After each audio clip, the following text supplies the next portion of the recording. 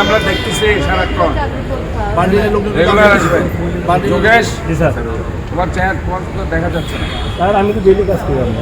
খবরদার, আমি তো না না স্যার, স্প্রে করতেছো না স্যার, আমি কাজ আবর্জনাকারী। আবর্জনাকারী আপনার এখানে তো স্যার ডাস্টবিনে কাজ করি। শোনো, এখন স্প্রেও মারতে হবে, যেহেতু এই 2 মাস মশার উপদ্রব থাকবে। আমি তোমাদের বলতেছি না স্যার, যেখানে দিবে এই 2 মাস, শোনো তোমাকে বলতেছি, 2 মাস মশার উপদ্রব থাকবে বেশি। পাশাপাশি স্প্রেও মারতে হবে বিকাল 4টা 4:30 থেকে। আইসা তোমরা তো রাতে কাজ করো, দরকার হলে একটু বিকালে চলে আসবা। আমাদের স্যার 3 শিফটে করি স্যার আমরা। 3 শিফটে হলে বিকাল 4টা 4:30 যারা আসবে এদেরকে দিয়ে প্রত্যেকটা এলাকায় স্প্রে করাবে। এখানে তো মশা আছে প্রচুর। ঠিক আছে?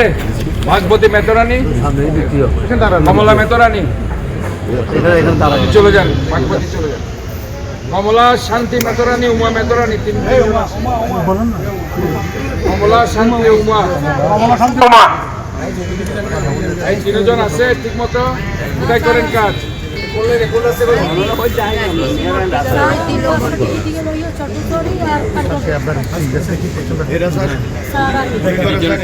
দেখো না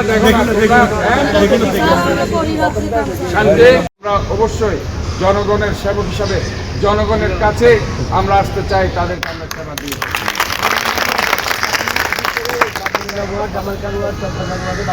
পরে কিন্তু 2-3 মাস পরে বর্ষাকাল আসতে পারে, বৃষ্টি হতে পারে।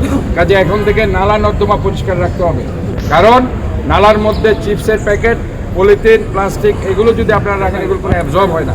কাজে নালা নর্দমা সেখানে ভরে যাবে, পানি যেতে পারবে না, নিষ্কাশন হবে না, কাজে জলাবদ্ধতা হবে। কাজে এটা আপনাদের দায়িত্ব, যাতে কোনো ময়লা আবর্জনা, বিশেষ করে যে কথাগুলো আমি বলেছি, এগুলো যাতে নালা নর্দমাতে না ফেলেন এবং আপনার খাল পরিষ্কার রাখতে হবে।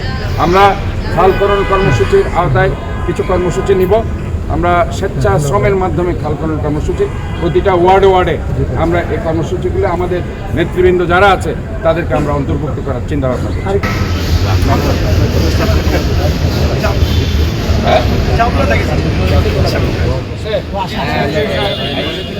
অরুণ কুমার মালিক